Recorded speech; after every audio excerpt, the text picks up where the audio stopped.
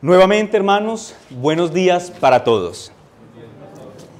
Mis queridos hermanos, como lo anunciamos hace 8 días y empezamos hace 8 días, a lo largo de todo este mes vamos a estar haciendo una predicación temática y el tema que vamos a desarrollar a lo largo de estos 5 sermones que empezamos el domingo anterior es el concepto del pecado, la doctrina del pecado y todo lo que la Biblia tiene que decirnos en relación a esta doctrina.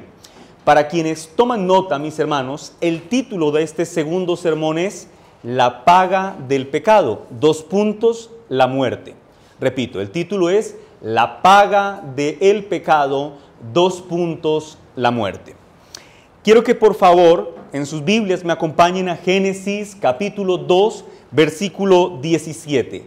Génesis 2, versículo 17. ¿Estamos todos allí, hermanos? Génesis 2, 17. Amén. Leamos la palabra del Señor, dice: Mas del árbol de la ciencia del bien y del mal no comerás, porque el día que de él comieres, ciertamente morirás. Con el propósito de entender lo que significan las expresiones dadas en este texto, mis hermanos, quiero que hagamos un breve recorderis de lo que expusimos la semana pasada en relación a la doctrina del pecado.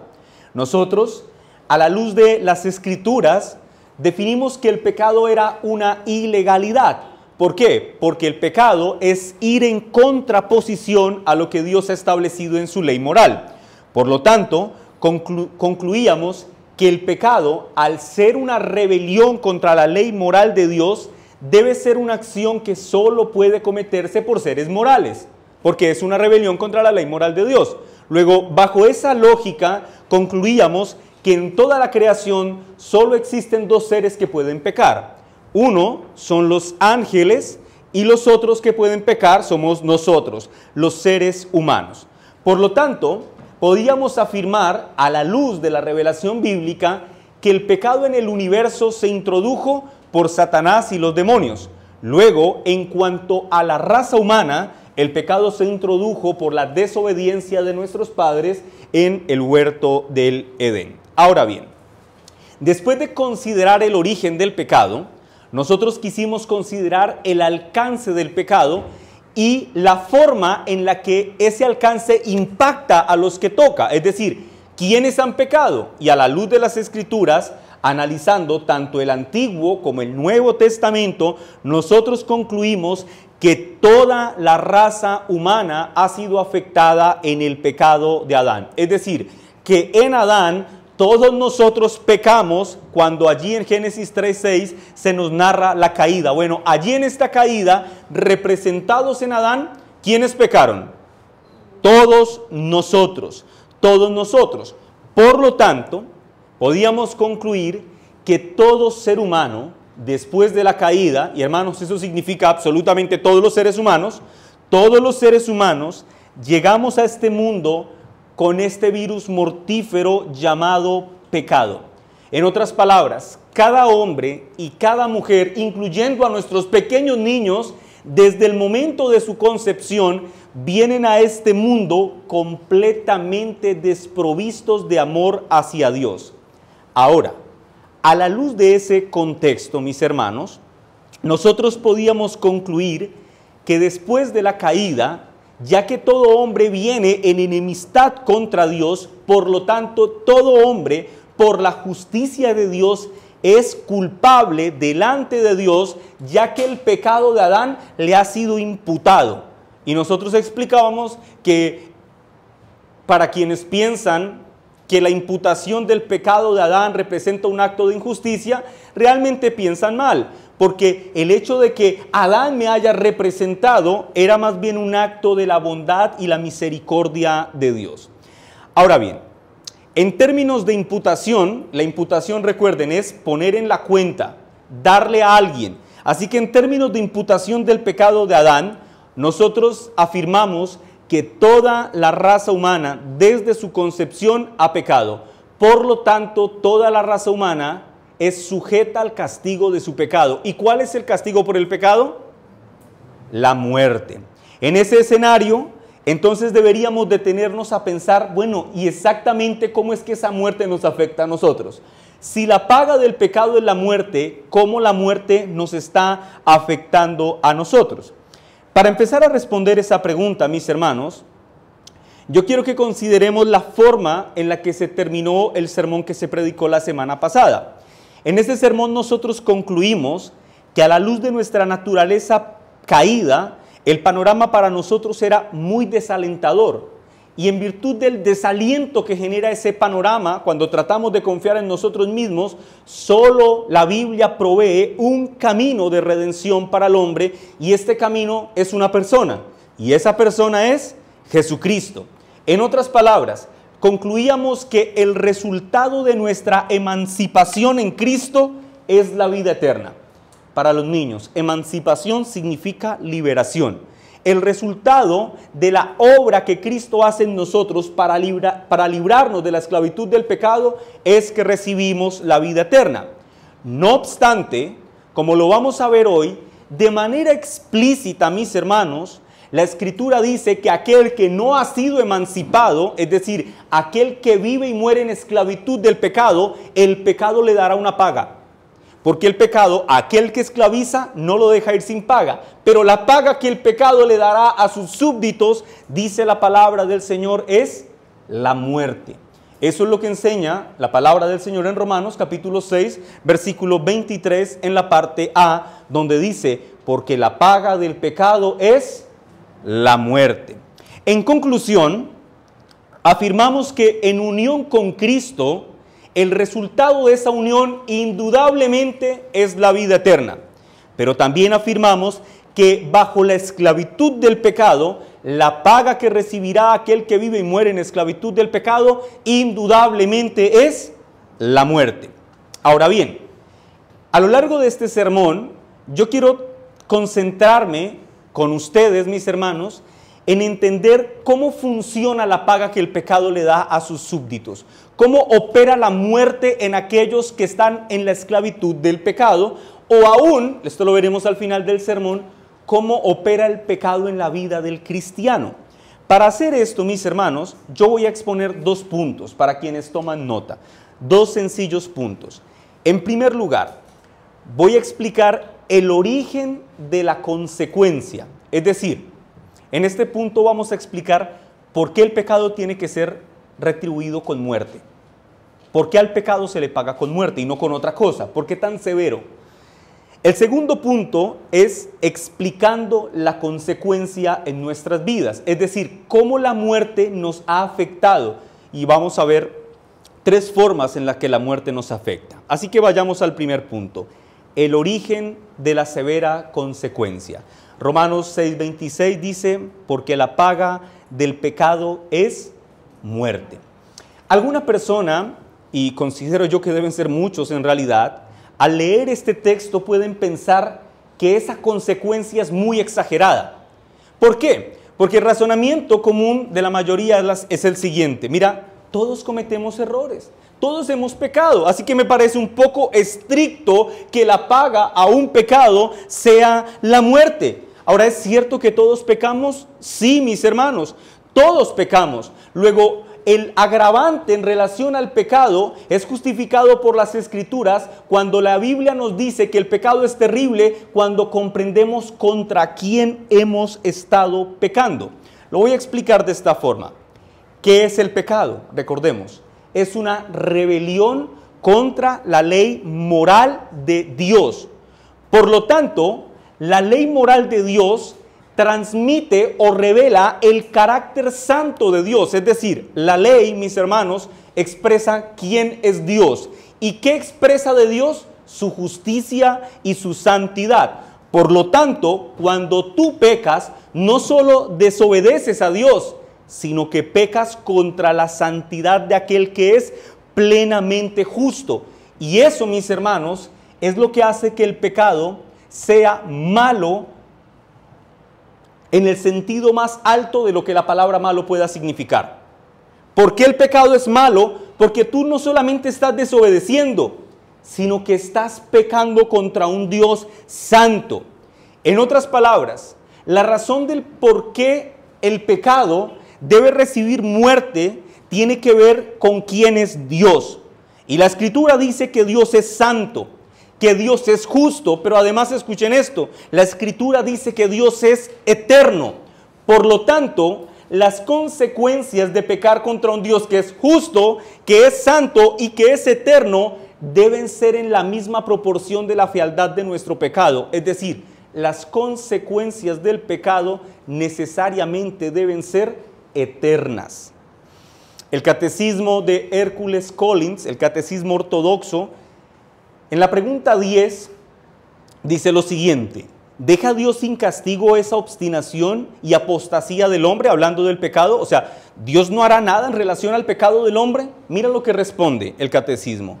No, o sea, no se va a quedar de manos cruzadas Dios. Dice, sino que Él está airado de una manera sumamente terrible, tanto por los pecados con los que nacemos, como por los pecados que nosotros mismos cometemos, los cuales castigan un juicio justísimo con castigos temporales, es decir, los castigos que recibimos en esta vida, pero sobre todo con castigos eternos. Y luego, citando Deuteronomio 27, dice, como Él mismo sentencia: maldito el que no se confirme a las palabras de esta ley, poniéndolas por obra. ¿Por qué el pecado debe ser castigado con consecuencias eternas? Porque contra quien se peca es un Dios santo, justo y eterno. Piénsenlo de esta forma, mis hermanos. Nosotros, por las Escrituras, hemos visto que el pecado puede ser perdonado, ¿cierto? Y puede ser lavado por la sangre de Jesucristo. Ahora bien, el hecho de que el pecado se pueda perdonar implica que el pecado, si no es perdonado, ¿qué merece? Un castigo. Tan cierto es esto, mis hermanos, y esto a mí me pareció muy interesante, por decir menos, que Dios prometió castigar el pecado aún antes de que el pecado entrara en la historia de la humanidad. Que fue lo que leímos en Génesis 2:17, que Dios dice, mas del árbol del conocimiento del bien y del mal no comerás. ¿El hombre ya había pecado para ese momento? No, pero Dios dijo, si ustedes lo hacen, ciertamente morirán. Noten, la Biblia, mis hermanos, afirma con absoluta claridad que el pecado merece ser castigado. ¿Y por qué castigado con muerte? En virtud de quién es Dios, que es santo, justo y además es eterno. Quiero citar algunos ejemplos, hermanos, podría citar decenas de ellos, pero quiero citar un par de ejemplos en los que la Escritura nos dice quién es Dios. Los de Biblia rápida, acompáñenme. Los demás, si quieren, tomen nota para que no pierdan las citas. Uno de estos es Job 34:10. Por tanto, varones de inteligencia, oídme. Lejos esté Dios de la impiedad y el omnipotente de la iniquidad.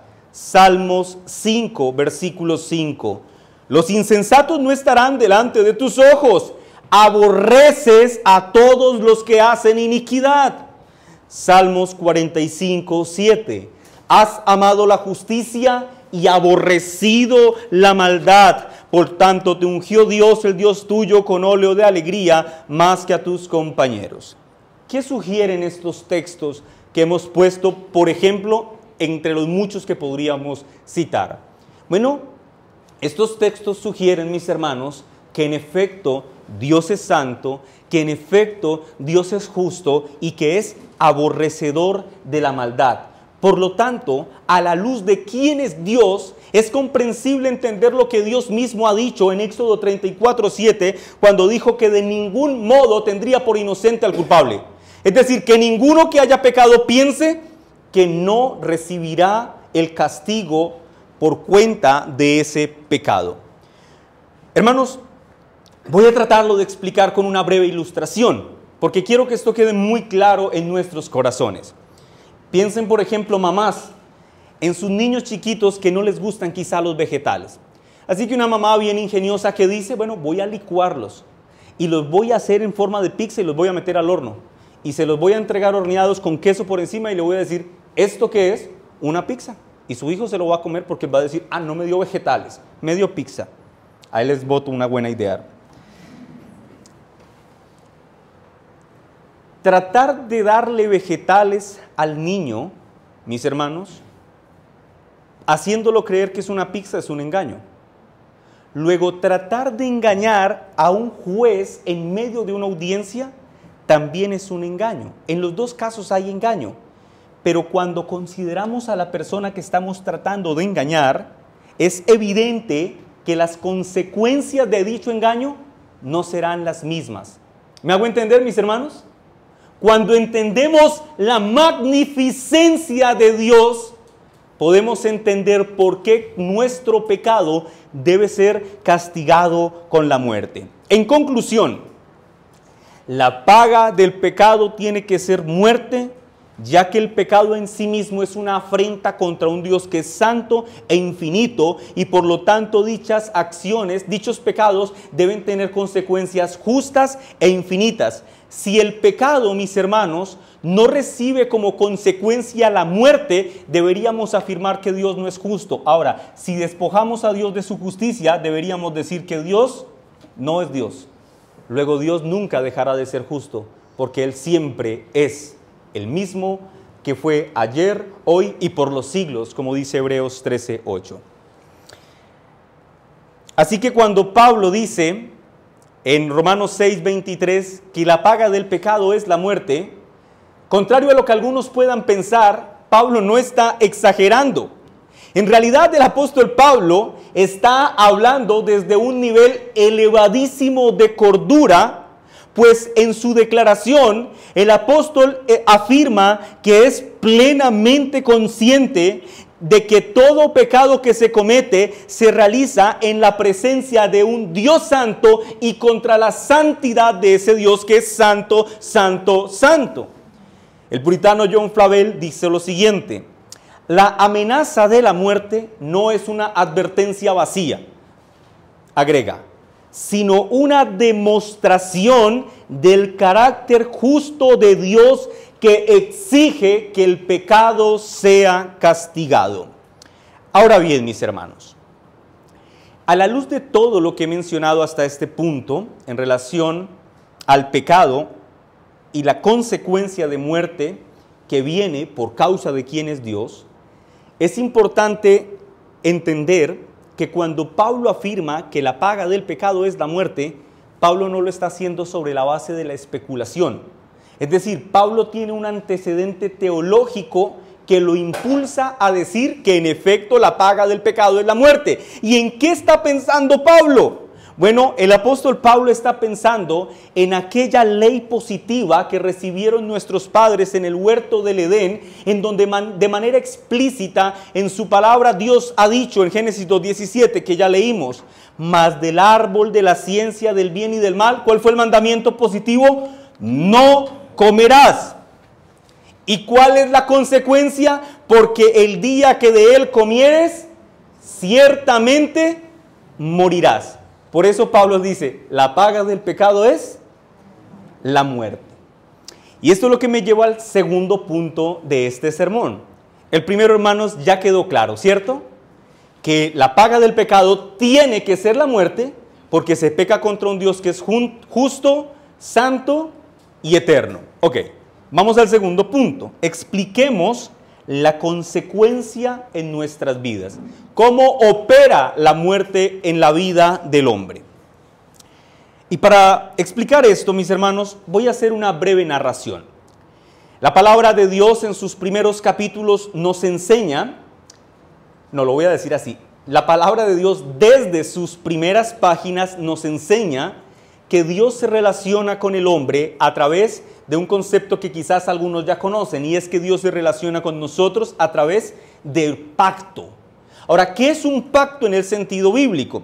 Un pacto, bíblicamente hablando, es un acuerdo legal, inalterable y divinamente impuesto entre Dios y el hombre, en el que Dios estipula las condiciones bajo las cuales el hombre se ha de relacionar con él. Ahora, en virtud de esa dicha imposición que Dios hace en los pactos, el hombre solo tiene uno de dos caminos con lo que Dios impone o sanciona divinamente. o acepta lo que Dios establece en el pacto y obedece, o sencillamente lo rechaza y camina en desobediencia. En el huerto del Edén, nuestro buen Dios estableció un pacto con Adán y Eva. Este pacto, comúnmente dentro de la teología, se conoce como el pacto de obras. En este pacto, las partes pactantes son, por una parte, Dios y por otra parte, el hombre. Es importante aclarar que aunque los dos son las partes que conforman este pacto, no son bajo ninguna circunstancia partes iguales. Me explico. Si yo, por ejemplo, hago un acuerdo con mi hermano Yanka de organizar alguna actividad, y él se compromete a unas cosas y yo a otras, eso es un acuerdo entre iguales. Bueno, el pacto entre Dios y el hombre no es un pacto entre dos iguales. Por esa razón Dios establece, sanciona, impone las condiciones del pacto y el hombre las acepta o las rechaza.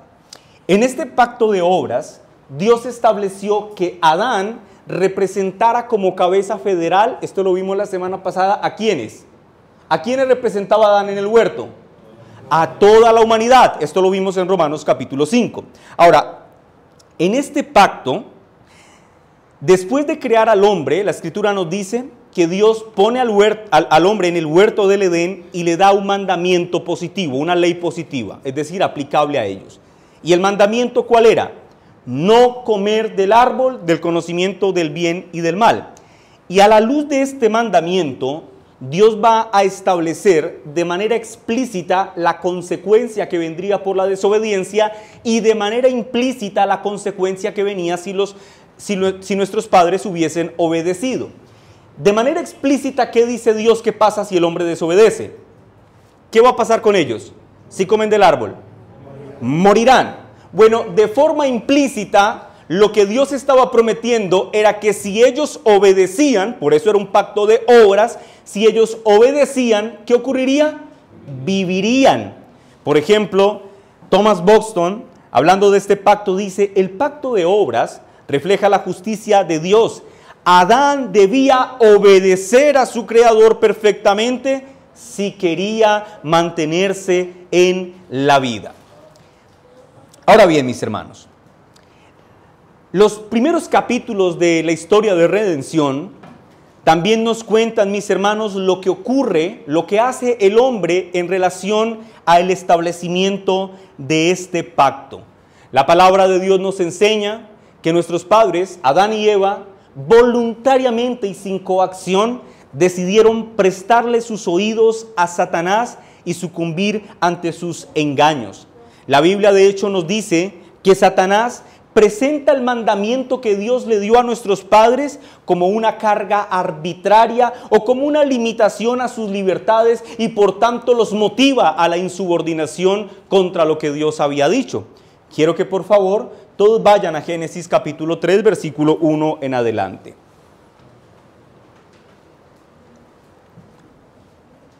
Génesis 3, versículo 1 en adelante. ¿Estamos todos listos, hermanos? Amén. Leamos la palabra del Señor. Dice, pero la serpiente era astuta, más que todos los animales del campo que Jehová Dios había hecho, la cual dijo a la mujer, noten el tonito, con que Dios os ha dicho, no comáis de todo árbol del huerto. Y la mujer respondió a la serpiente, del fruto de los árboles del huerto podemos comer, pero del fruto del árbol que está en medio del huerto dijo Dios, no comeréis de él. Ahora miren qué extraño, ni le tocaréis para que no muráis. Entonces la serpiente dijo a la mujer de forma explícita, no moriréis, sino que sabe Dios que el día que comáis de él, serán abiertos vuestros ojos y seréis como Dios, sabiendo el bien y el mal. Vemos que en esta narración, Satanás siembra en el alma de Eva la semilla de duda en relación al mandamiento que Dios les había dado. Luego la narración nos permite ver cómo esa semilla de duda que había sido sembrada se desarrolla en el corazón, llegando a formarse incredulidad, pensando que quizá el mandamiento ya no era tan bueno, ni que era tan provechoso para ellos. La Escritura nos dice que la consecuencia que trajo esta insubordinación, que el transgredir este mandamiento fue terrible. Mis hermanos, para Adán y Eva, el mandamiento que en principio fue guardado en el temor del Señor, ahora este mandamiento quizá para ellos empezó a verse más como el camino a la muerte que el camino a la vida. Se vio para ellos más como el camino a la igualdad con Dios que el camino a la verdadera libertad. Y el fruto prohibido, que para ellos estaba prohibido hasta ese momento, ahora se había convertido en una lujuria para los ojos de ellos y en un deseo profundo para sus corazones. Y la Escritura nos narra lo que ocurre en esta tragedia, Génesis 3:6. Y vio la mujer que el árbol era bueno para comer y que era agradable a los ojos y árbol codiciable para alcanzar la sabiduría. Y tomó, noten, extendió su mano y tomó su fruto y ¿qué dice? Comió. Y dio también a su marido, el cual comió así como ella. ¿Qué decía el mandamiento en Génesis 2:17? ¿No qué? No comerás. Luego aquí, en Génesis 3:6 nos dicen que Eva y Adán, ¿qué hicieron? Comieron. Y es a partir de este trágico momento, mis hermanos, que el pecado hace su horripilante entrada en la historia de la humanidad, trayendo desde luego la consecuencia que Dios había advertido que vendría, y es la muerte. Así lo expresa el apóstol Pablo, hermanos, los de Biblia rápida, Romanos 5, versículo 12 y versículo 14. Dice la palabra del Señor: por tanto, como el pecado entró en el mundo por un hombre, y por el pecado la muerte. Romanos 5:12. Por el pecado la muerte. Así la muerte pasó a todos los hombres por cuanto todos pecaron. Versículo 14. No obstante, escuchen esto, reinó la muerte desde Adán hasta Moisés, haciendo una referencia al reinado de la muerte en toda la antigua dispensación. ¿Cuál es la consecuencia de la muerte? ¿Cuál es, la consecuencia del pecado? La muerte. ¿Y qué es la muerte? En palabras muy simples, la muerte esencialmente significa separación. Por lo tanto, mis hermanos, y esto es muy importante lo que voy a decir, cuando el hombre peca en el huerto del Edén, viene muerte. ¿Y qué es muerte? Separación. A través de todas las escrituras podemos ver que esta muerte que se introdujo como consecuencia del pecado, se introdujo con tres caras o con un carácter tridimensional. Es decir, vino la muerte en tres formas. Primero, vino muerte física al hombre. Segundo, vino muerte eterna al hombre. Y en tercer lugar, vino muerte espiritual. Yo sé que tradicionalmente, si ustedes están relacionados con este concepto puritano, ustedes habrán leído que primero se explica la muerte espiritual, luego la física y luego la eterna. Yo voy a explicar la espiritual al final por una razón que quiero exponer en ese momento. Cuando el hombre peca en el huerto del Edén, entonces la muerte irrumpe con tres caras. Una, muerte física, muerte eterna y muerte espiritual. Veamos el carácter tridimensional de la muerte. Muerte física. Cuando regularmente una persona lee Génesis 2, versículo 17, sobre la advertencia de muerte, ¿qué es lo primero que piensa una persona cuando lee el texto? Que si, exactamente, la muerte física, hermano, que si Adán mordía el fruto, ¡pum!, iba a caer ahí muerto instantáneamente.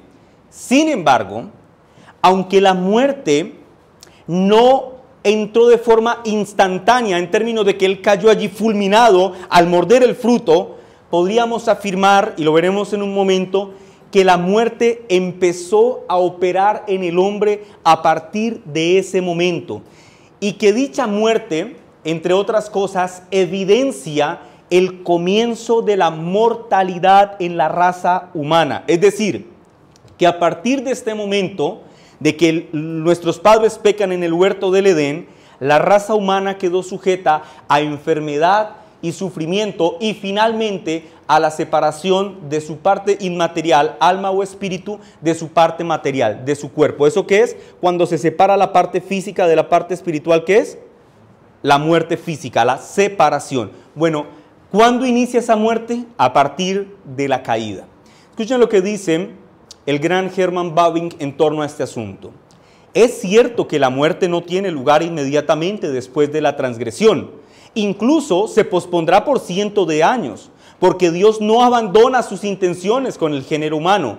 Pero la vida ahora se le concede al hombre, pero la vida que ahora se le concede al hombre se convierte en una vida de sufrimiento, llena de lucha y llena de dolor. Escuchen lo que dice Bavinck en torno a la vida. Dice, la vida ahora es una preparación para la muerte. La vida es una muerte continuada. El hombre muere constantemente desde la cuna hasta la tumba. Su vida no es otra cosa que una corta y vana batalla contra la muerte. Es decir, nosotros en realidad estamos muriendo todos los días. Cuando cumplimos años y nos dicen, feliz cumpleaños, por un año más de vida. No, en realidad es lo contrario, nos queda uno menos. Ya estamos más cerca a morir que lo que estábamos hace un año. Ahora, este deterioro progresivo que comienza a experimentar el hombre a partir de la caída, nos deja entender, mis hermanos, que la muerte física, es decir, la muerte que todos nosotros tendremos, no hacía parte del diseño original de Dios con el hombre. En otras palabras, lo que quiero afirmar es que antes de la caída en el Edén, el hombre poseía inmortalidad. Es decir, Adán y Eva y su descendencia, si se hubiesen mantenido en obediencia, no iban a morir jamás. ¿Entienden eso? Jamás iban a morir. Francisco Turretino dice lo siguiente en relación a la inmortalidad del hombre. El árbol de la vida no fue dado a Adán para evitar la muerte, porque ustedes han escuchado que la gente dice, ay no, y si hubieran comido del árbol de la vida, entonces hubieran vivido para siempre. Eso es algo que regularmente yo escucho que las personas creen. No hubieran vivido para siempre porque ya poseían inmortalidad. Turretino dice, como si su vida dependiera de comer de ese árbol. Más bien, este árbol fue dado en parte para sellar la inmortalidad que ya poseían en ese estado. Es decir, una vez el hombre hubiese trascendido el tiempo de prueba que Dios le dio en el Edén, hubiese comido del árbol de la vida no para ser inmortal, sino para sellar su obediencia en relación al pacto que Dios había establecido. Ahora bien, por si esto no está claro, alguno todavía podría preguntarse, bueno, pero si Dios prometió que el hombre moriría cuando le desobedeciera, ¿por qué no murió instantáneamente? Bueno, mis hermanos, la respuesta es que el hombre no muere instantáneamente por la misericordia de Dios. Porque aunque el hombre no muere allí instantáneamente, Dios de alguna forma ha diferido o aplicado la muerte de manera progresiva en la vida del ser humano. ¿Con qué propósito? Con el propósito de la ejecución del plan eterno de redención. En otras palabras, esto es muy importante, hermanos. Niños, escuchen con atención. Dios permitió que Adán viviera físicamente durante varios años después de comer del fruto que Dios había prohibido que comieran.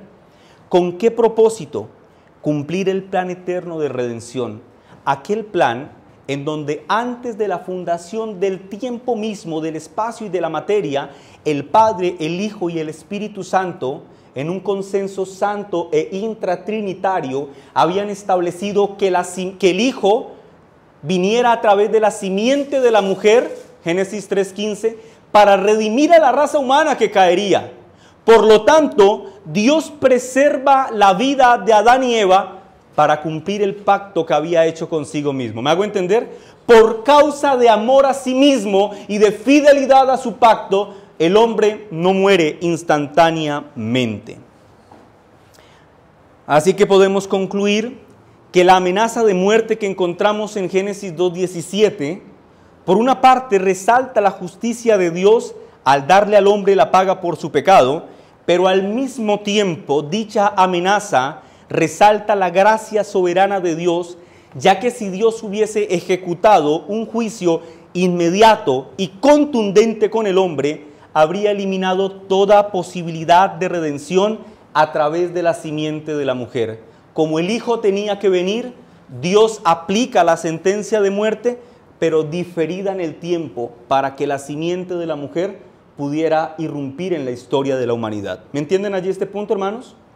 Muy bien, entonces ya hemos visto la muerte física. Ahora veamos la segunda cara de la muerte eterna. Cuando hablo de muerte eterna, mis hermanos, me refiero a lo que algunos definen como el castigo eterno o la condenación eterna. ¿Sí me voy a entender? Lo que va a pasar después de que una persona muere físicamente sin estar reconciliada con Dios. ¿A qué pasa esa persona? A la condenación eterna. Recuerden que en el primer punto de mi sermón, yo hice referencia a que el pecado es aborrecible y que merece un castigo infinito porque se comete contra un Dios justo, santo e infinito.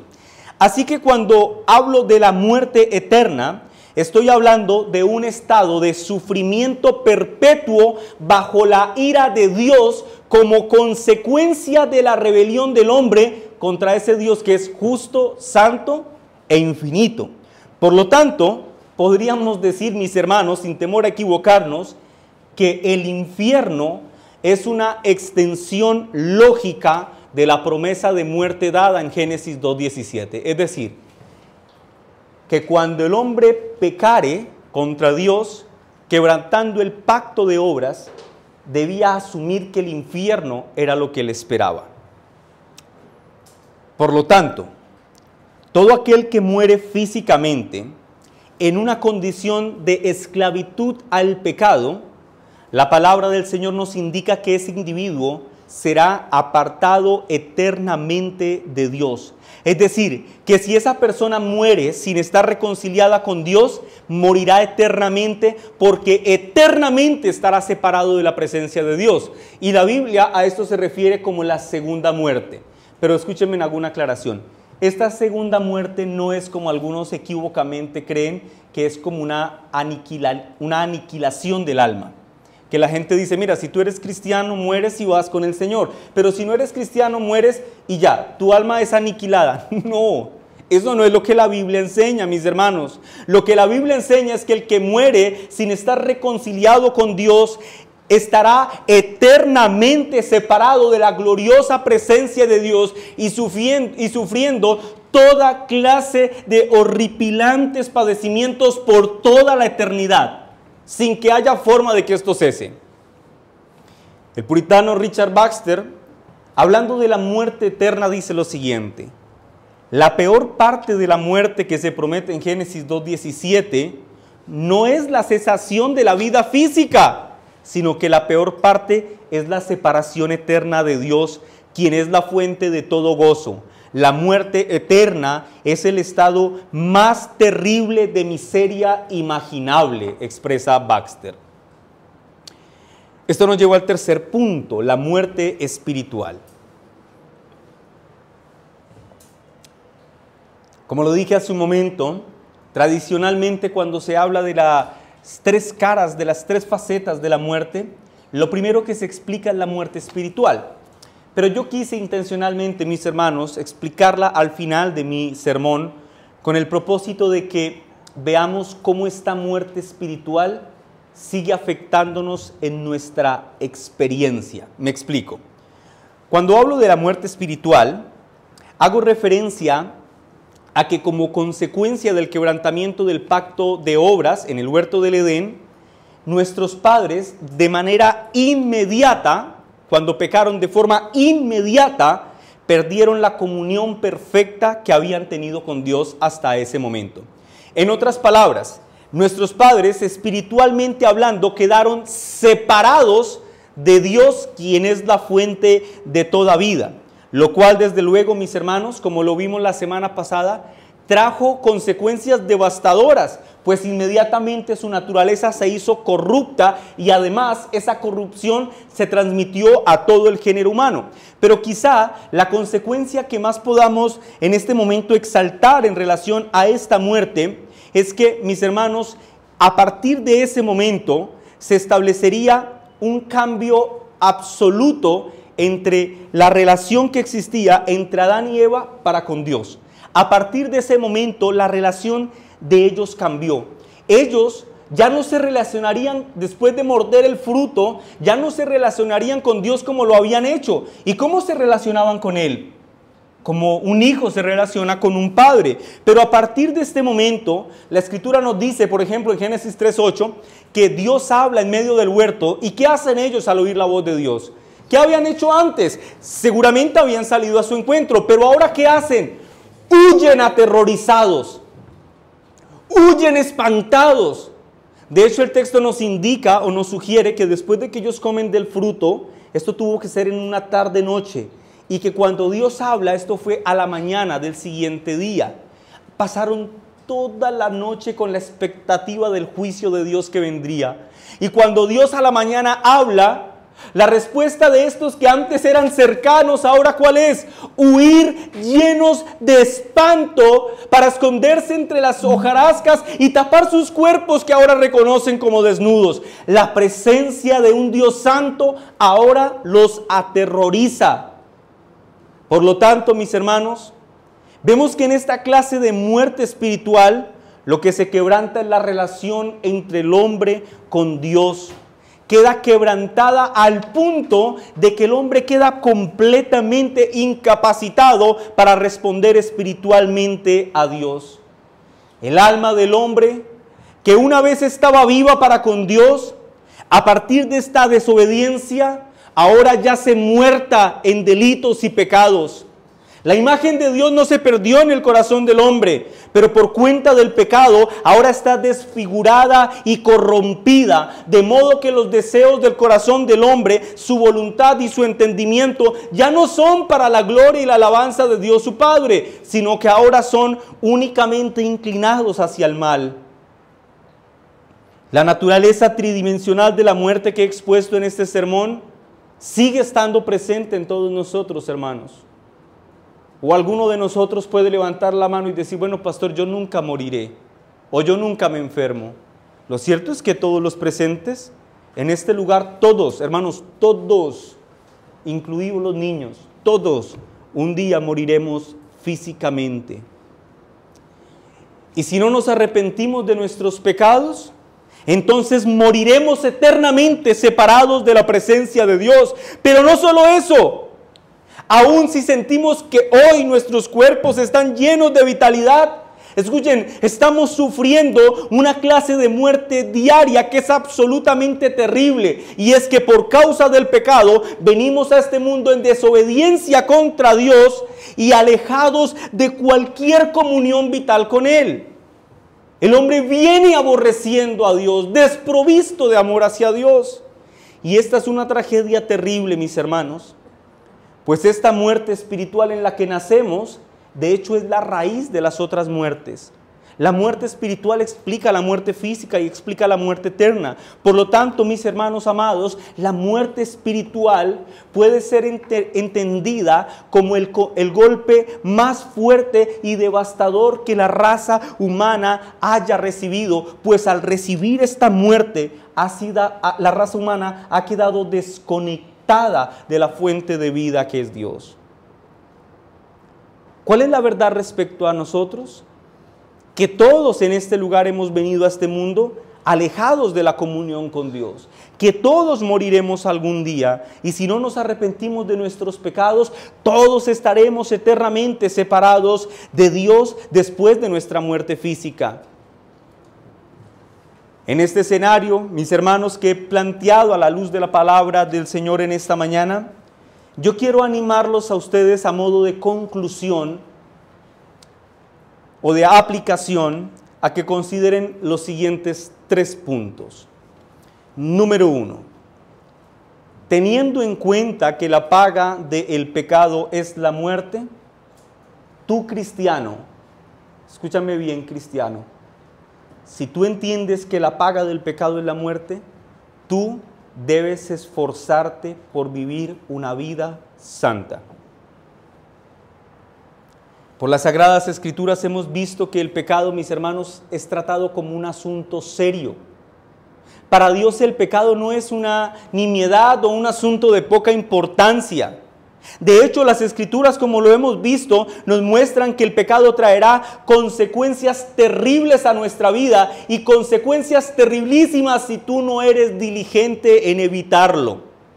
Ahora, a la luz de esta verdad, cada creyente sobre la tierra debe saberse seriamente exhortado por la palabra de Dios a vivir en santidad delante de Él. ¿Por qué? Porque la paga del pecado es la muerte. Vive santamente. Te voy a dar dos buenas razones para vivir santamente. Uno, porque Dios es digno y así lo ha establecido. Él estableció que tú vivieras en santidad como Él es santo. Entonces, esfuérzate por vivir en santidad delante de Él. Pero en segundo lugar, viene otra razón por la que debes ser impulsado a vivir santamente, y es que si quieres evitar las consecuencias de pecar contra un Dios que es justo, santo y eterno, debes evitar a toda costa el pecado. ¿Quieres evitar estas consecuencias y el dolor que el pecado va a traer a tu vida? Hermano, ¿quieres evitar el dolor de una separación, el dolor de un encarcelamiento, de un señalamiento, de cualquier cosa que ustedes puedan imaginarse por cuenta del pecado? Bueno, ¿quieres evitarte todas estas cosas? Vive santamente. ¿Quieres un hogar bueno? Vive en santidad y ten tu hogar en santidad. Esposa, ama a tu esposo. Esposo, ama a tu esposa en el temor del Señor. Cría a tus hijos en el temor del Señor. Evita tener prácticas pecaminosas al interior del hogar. Escúchame, tarde o temprano esto te va a pasar factura, ya sea en esta vida o con consecuencias eternas. Pastor, yo soy cristiano hace muchos años, pero yo debo confesar que yo peco. Muchas veces he tenido malos pensamientos, muchas veces he dicho cosas que no debía decir o he hecho cosas que no debo hacer. ¿Qué pasa conmigo que soy cristiano en este escenario? ¿Cuál es mi condición? Bueno, pasan dos cosas. Uno, tu situación legal como hijo de Dios cuando pecas no cambia. Me explico. Los papás me van a entender muy bien. Cuando nuestros hijos hacen algo en contra de nosotros, nosotros lo echamos de la casa y le decimos que ya no es nuestro hijo. No, pues él sigue siendo nuestro hijo. Pero ¿qué si pasa? Que ese hijo desobediente, ¿qué ha ganado? Nuestro desagrado. En otras palabras, tu situación legal no cambia, pero tu compañerismo y comunión con Dios sí se va a perturbar. Por lo tanto, nuestra vida cristiana se verá terriblemente afectada. De hecho, nuestra confesión de fe, en el capítulo 11, en el párrafo 5, dice lo siguiente: Dios continúa perdonando los pecados de aquellos que son justificados, es decir, de los cristianos. Noten que la confesión presupone que los cristianos pecamos. Luego dice, y aunque ellos nunca pueden caer del estado de justificación, sin embargo, pueden por sus pecados caer en el desagrado paternal. Hermano amado, en la vida cristiana, si hay una cosa que sea profundamente dolorosa, es causar el desagrado de nuestro bendito Padre Celestial. Por esa razón, cuando nosotros pecamos, el corazón por dentro se nos arruga y la conciencia nos grita en alta voz que hemos hecho algo horripilante y no tenemos cara para levantar nuestro rostro y ver a Dios. Porque sabemos que hemos hecho algo terrible. Hermano amado, si ese es tu caso y tú sabes que has provocado el desagrado de tu Padre Celestial, yo te impulso en esta mañana a que vayas en arrepentimiento y fe delante de Él, supliques su clemencia y veas la mano misericordiosa de tu Padre restableciendo, restaurando ese concepto relacional y esa comunión que tenías con Él antes de pecar. En segundo lugar, teniendo en cuenta que la paga del pecado es la muerte, y al entender que la recompensa de la obediencia es la vida, los creyentes deberíamos esforzarnos diariamente por obedecer a Dios fundamentados en la gratitud. Me explico. Tú y yo sabemos que la obediencia nos salva. Lo voy a decir de otra forma. Tú y yo sabemos que la obediencia sí salva, pero no la nuestra, porque para nosotros es imposible obedecer. La obediencia que salva es la obediencia de Cristo. Tan maravilloso es nuestro Dios que la obediencia de Cristo nos es imputada cuando creemos en Él. Es decir, cuando Dios te vaya a juzgar en aquel día, cuando Cristo venga por segunda vez, Dios no verá a Camilo directamente. Dios no verá a Mauricio directamente, sino que verá a Camilo, Mauricio y a todos los demás cristianos en el mundo a través de la perfecta obediencia de Cristo.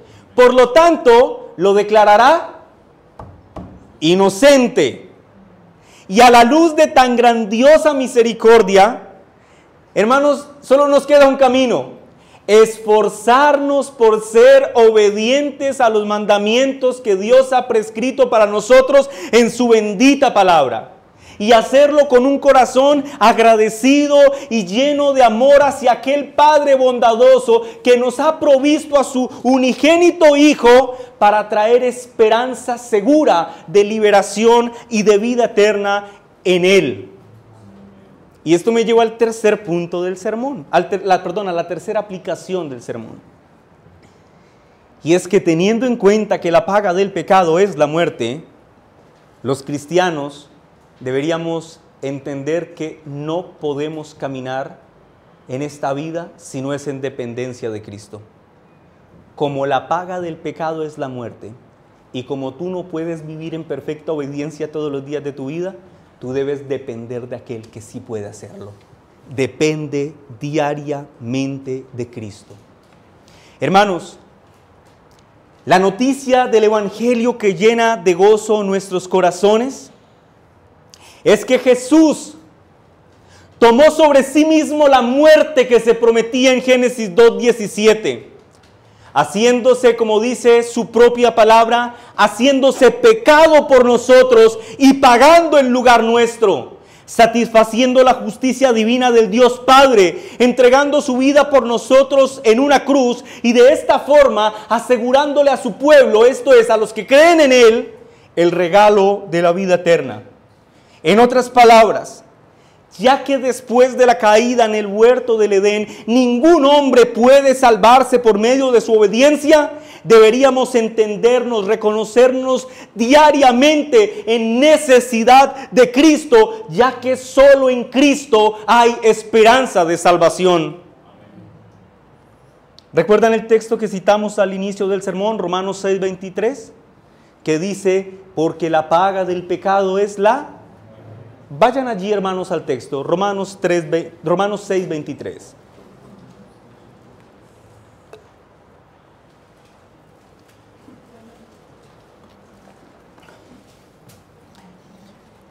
¿Estamos allí, hermanos? La primera parte del texto dice, porque la paga del pecado es muerte. Y esto ya lo hemos visto ampliamente en este sermón. Ahora escucha estas preciosas palabras. Mas la dádiva de Dios es vida eterna en Cristo Jesús, Señor nuestro. Amén. Noten esto, el pecado es un esclavista porque paga. Dios es un padre que regala, dádiva, Él da. El pecado le dará a sus súbditos lo que corresponde, estrictamente lo que merecen. ¿Y qué merecen los esclavos del pecado? Muerte. Pero si tú te arrepientes y crees en Cristo Jesús como aquel que puede librarte de la esclavitud del pecado y de sus consecuencias, entonces no recibirás una paga, recibirás el regalo de la vida eterna. A la luz de este texto, podríamos decir, hermanos, que la humanidad básicamente está dividida en dos grupos. Uno, en los que pertenecen al pecado para muerte, y dos, en los que pertenecen a Cristo para vida. Mi pregunta para todos ustedes en esta mañana es sencilla y predecible. ¿Quién es tu dueño? ¿El pecado para muerte o Cristo para vida? Si tú decides vivir esta vida para el pecado y bajo la esclavitud del pecado, entonces tú debes saber que la muerte, con sus tres realidades, es todo lo que vas a recibir. Que no haya sorpresa. Y que no digas, yo no sabía que esto era lo que me iba a pasar si yo vivía una vida aferrado plenamente al pecado. Muerte en sus tres dimensiones es lo que el pecado te dará. Oh, pero si por la misericordia de Dios y por la gracia de nuestro Señor Jesucristo decides vivir bajo el señorío del Hijo, entonces debes tener la certeza de que recibirás el regalo de la vida eterna, de que serás legalmente transferido del reino de Adán al reino de Cristo y de que empezarás a disfrutar de los beneficios de la vida eterna aquí y ahora. ¿Sabes cómo? A través del restablecimiento de tu vida espiritual, viviéndola para Dios, sabiendo que Dios es tu Padre. Aquí y ahora vas a empezar a experimentar los beneficios de la eternidad. Pero no solo esto, las buenas noticias van más allá. Porque un día glorioso, esa vida eterna, ese regalo precioso, será disfrutado por cada cristiano en el mundo de forma completa. Cuando nuestros cuerpos y nuestros espíritus o almas hayan sido plenamente liberados, salvados y glorificados. Esto es, en la segunda venida de Cristo. Y con esta esperanza segura de promesa de vida eterna e inalterable vida eterna, los cristianos podemos decir con firmeza, amén. Amén. Hermanos, demos gracias al Señor por su palabra.